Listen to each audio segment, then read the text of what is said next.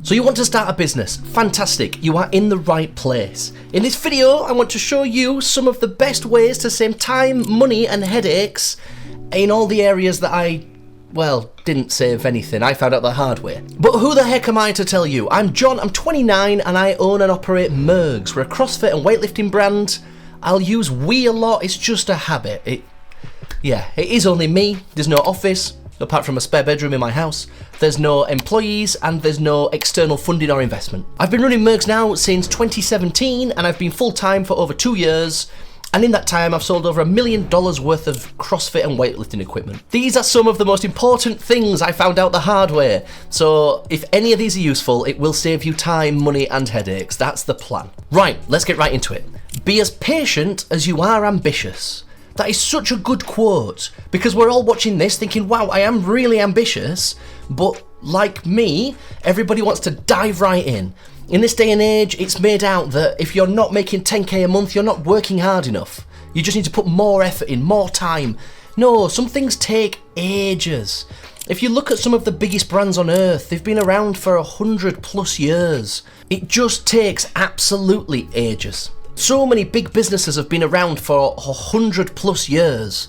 There's a few outliers like Gymshark, brands that have been here for 10 to 15 years and are worth over $1 billion. That's not a realistic expectation. That won't happen.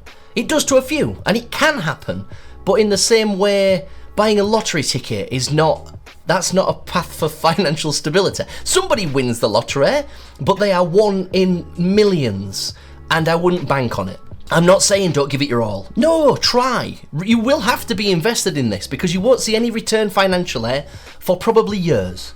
It depends what industry you're in. I come from e-commerce, so I'm buying products from overseas, getting things manufactured and selling on my own online store. If you're doing software or other things like that, yeah, it's different. But this is kind of e-commerce focused, and it just takes a long time to build the brand. People don't suddenly trust you overnight. You need reviews, you need social proof, you need to really establish yourself. We're really fortunate because we're in the CrossFit niche. So when we're targeting CrossFitters, by definition, they're going to a CrossFit gym and training with their CrossFit friends. So there's a really strong community around CrossFit where word of mouth can spread and things can move like that rather than just paid ads. That is so powerful, but word of mouth takes time. Somebody really has to trust your product and think it is top notch for them to recommend it to a friend. Because they don't want to look stupid going in with something on day one, recommending it to you. You buy it and then you find it's not great. No, our products are really high quality and people do recommend them to others. But yeah, bear that in mind. It takes ages, like years and years, to build a really good business with a really good foundation. So yes, I encourage enthusiasm and urgency, but at the same time, just be aware that you're in a marathon, not a sprint, and if you set off sprinting too quick, you'll end up sat on a curb 10 seconds in. The second point, and this one is somewhere that I've really struggled. You are the engine in this business. When you start a business, it's all about you. If you go too hard and too fast, you will burn out, and it's awful because you know subconsciously, you're like, I really want to do this, but I just can't. And I'm not talking exclusively about burnout, but I'm just talking about your physical health, your mental health. Make sure you're in peak condition. I like to use the analogy of being a race car. You're a high-performance race car, whether you feel like it or not. They don't run race cars until they blow up. They run them and they might do one race and then they pull the engine in bits and they do a maintenance check and they change parts and they ensure they don't get catastrophic damage. You need to apply that same logic to you. And I can say this because for the last 2 years I've struggled with depression and mental health problems. I've had a really hard time. For the last, if you said from January to July, so that 6-month block, which was about 3 months ago, I'd not worked more than 20 hours a month. And the only reason I can say this is, one, because I think honesty is important, business is really challenging, and two, it ties into a future point about how setting up good foundations is so incredibly powerful. So let's go into point number 3. Setting up good foundations. I wouldn't have been able to run Mergs on 20 hours a month for the last 6 months had I not have set it up in a way that future-proofed it. Make your life as easy as possible by future-proofing your business. Make future you proud of the you of today from the things you've set up. Silly things like from the start collecting reviews. You know, first 6 months, just keep reminding people, get some reviews in the door. I've been at Mergs now with nearly 500 5-star reviews on Trustpilot. And there's like maybe 1 or 2 that aren't 5-star. But that's fine, it happens. You can't please everybody. There'd be people on this planet that would debate whether oxygen's valuable enough. So you'll never get everybody happy, and not everybody wants to buy your product. But future-proof your business by doing things the right way the first time. Additionally, automation is fantastic. Oh, I love automation. That might be my favourite thing. And it's not a thing specifically, but one good example, our emails. So we can send out campaigns with a list of, I don't know, between 12 and 15,000 customers. We send out email blasts, maybe twice a week. And out of that, we do okay. But we do as well, if not better, from the automated emails. If you sign up to our email list, you get an automated sequence of emails. So you sign up, you get a welcome email. Thank you for joining Team Mergs. We really appreciate you being here. Because we do. It's great. And then 2 or 3 days later, you might get another one saying, oh, if you're new around here, here's what we're all about. Here's what we can do. And then you might get another one saying, oh, you know, pick of the week, here's our best sellers. And here's some reviews and, you know, drip feeding these people information that they have signed up for. Automations are wonderful. It can be really powerful, sending out bespoke campaigns, of course, because it targets a certain thing or a sale or a promotion or an offer. But the automations are just so strong. Automation can be used in other areas as well. Like we use a third-party fulfillment center. So for those that don't know, there's a few of you guys that know what that is. If you don't know, when you order something from Amazon Prime, hypothetically, Amazon warehouse that item and they ship it out to you. Right, fine. We pay for that service from a different company. For the first 3 or 4 years, I used to literally dispatch every single order. I'd have all these boxes lined up and everything set. And then it got to the point where I couldn't afford to be packing all these items. I didn't have the time, or I was taking deliveries of stock and then going down to the garage and packing and posting, and it just got overwhelming. So we have them do it. Don't get me wrong, we pay them handsomely for it. But once again, it's automated. I now don't do picking and packing. You know, we place orders with suppliers. They get sent straight into the warehouse, put on the shelves. I don't even know. And then when people have set up the email, you know, when this is it says this product's out of stock. Click here to, you know, put your email address in and be notified. All of a sudden, people are on that list. They click, you know, let me know when it's in stock, and then they get that email. The product can be fulfilled. They can place the order, and you just take a step back and you think, wow, I didn't have to touch any of that. It's fantastic. And that really reduces the burden of holding the stock physically yourself. Because also you start looking at warehousing and then Royal Mail and maybe employees, and it gets really complex. So the fact that we've outsourced that and automated that is wonderful. I now just need to focus on customer support and selling the products themselves. The fourth thing, perfection is impossible. I have OCD, just a sprinkle. And I never realised that until like 6 months ago. Turns out that's where my perfectionist mentality comes from. I have spent weeks designing, optimizing, changing bits and bats of graphics and things on the website. But I look back and that was in like 2017, 2018, where we were getting 5 sales a month. It turns out having something out there that's good is better than spending months on perfect. Perfect, well, you'll never get perfect. Don't look at a business as, yes, we've got that done. You can't tick off the website.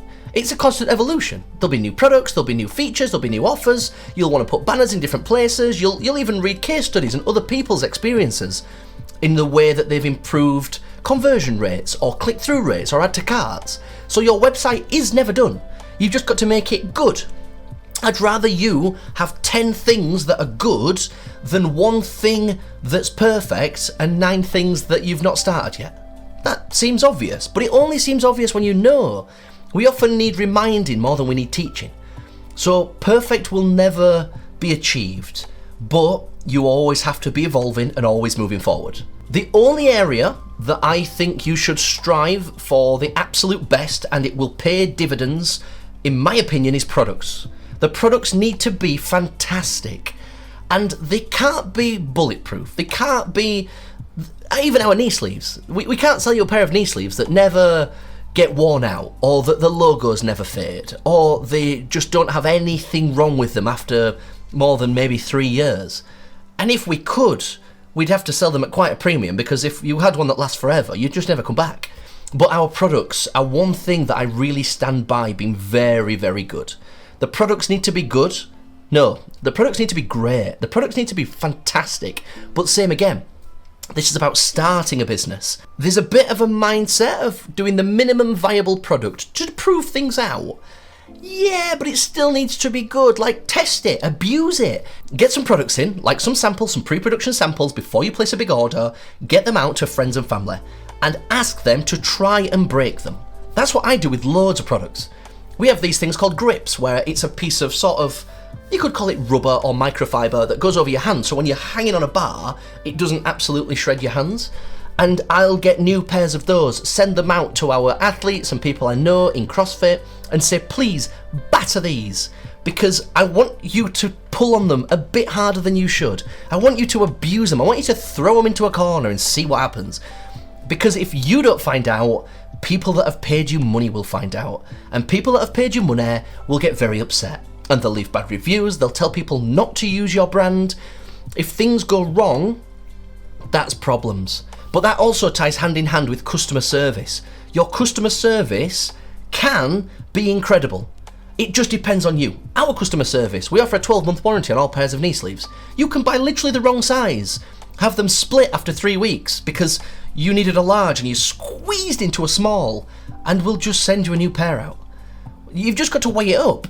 Is it worth keeping the 50 quid and having a very upset customer, or breaking even on that order, or even making a loss if you gave them a full refund and they keep the product? But they might come back again. That's all I can think. They will tell friends how good the service was. And yes, they might go to a different brand. They might go to a different brand and think, oh, well, these aren't any better, but Mergs really looked after us. So they're going to come back because they trust you. And your business is built on nothing more than trust. That's why we can launch new products and make great sales, because people look and think, oh, Mergs, they're launching a new product. Well, everything else I've got's good. This has got to be good. So trust is everything. So make sure the trust is there in your customer service, in your product, but at the same time, you won't be able to make anything else perfect. Just get it done and keep things evolving over time. Keep chipping away at it. And the 5th point, do not quit your job to start a business. That is the most terrifying concept I've ever heard. Like, especially when I look back on my journey, Mergs just ran as a side hustle or a hobby for 5 years. 5 years I was chipping away at it. You know, from age 22 to 27. Just chipping away, working on it. I made more money when I worked in engineering, previously manufacturing, than I do right now. I make £3,000 a month. That's before tax, that's before anything. That's just what comes out of Mergs and to me, and then I have to pay my taxes and whatever. But that is the average UK wage. The average UK wage is just under 36,000 a year, and that's all I make. But I don't know, I can't even comprehend the stress of if I'd have left engineering and been like, right, how am I paying my mortgage at the end of the month? Oh, that is just terrifying. Whereas the other way, chip at it slowly, just chip away for years. It might take years, it might not. You might be at a point where you're doing 20 grand a month after the first year. It's uncommon, but it's probably been done by a few. But at the same time, like me, it took us, I think it was like 13 or 15 months to break £1,000 a month. Yeah, like 12 to 15 months, like over a year to get to £1,000 a month. And when you think about it, you're like, wow, that is slow. Yeah, it is, because I was really taking my time. I only had spare time in evenings and weekends, and you just got to keep going. Not everybody in real life that runs a business makes 10k a month like they do on YouTube.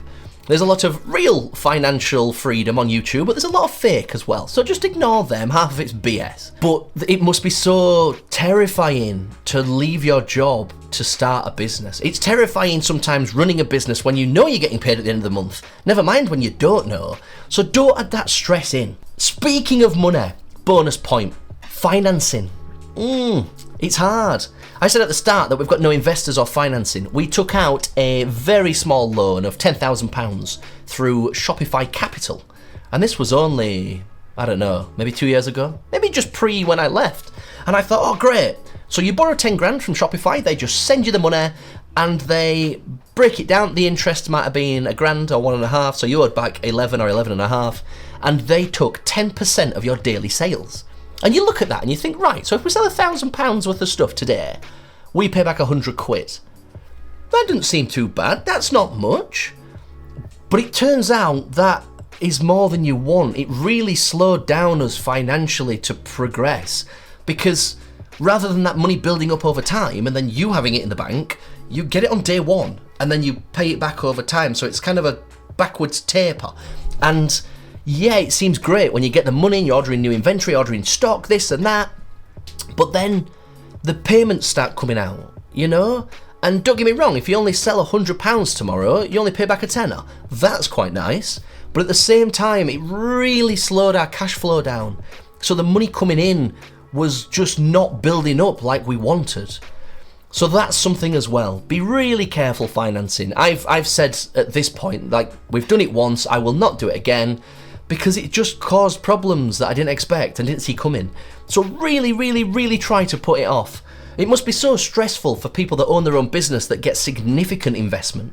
Say somebody wanted to buy 25% of Mergs and they give me X amount of money. You've now a responsibility to you and them. There's no more, oh, well, if Mergs takes a downturn and things go wrong, I'll just go get a real job. I'll just go back to traditional employment and do 6 months there. Mergs can still run in its spare time. I can still manage this. But I just think that must be terrifying when you owe a significant amount of money to somebody else and it's backed by things like your house. Ugh, frightening. So anyways, hopefully, out of all those points, at least one or two were useful. Sometimes just a reminder or just a nudge in the right direction really goes a long way. I know I appreciate it, so I'm hoping that some of you guys, some of you entrepreneurs that either have a business that you've just started in a similar position to me, or you're thinking, right, I could fancy this, let's give it a go. Hopefully a few of these things really help. Anyway, I'm going to get back to work. I think you should too, and have a lovely day.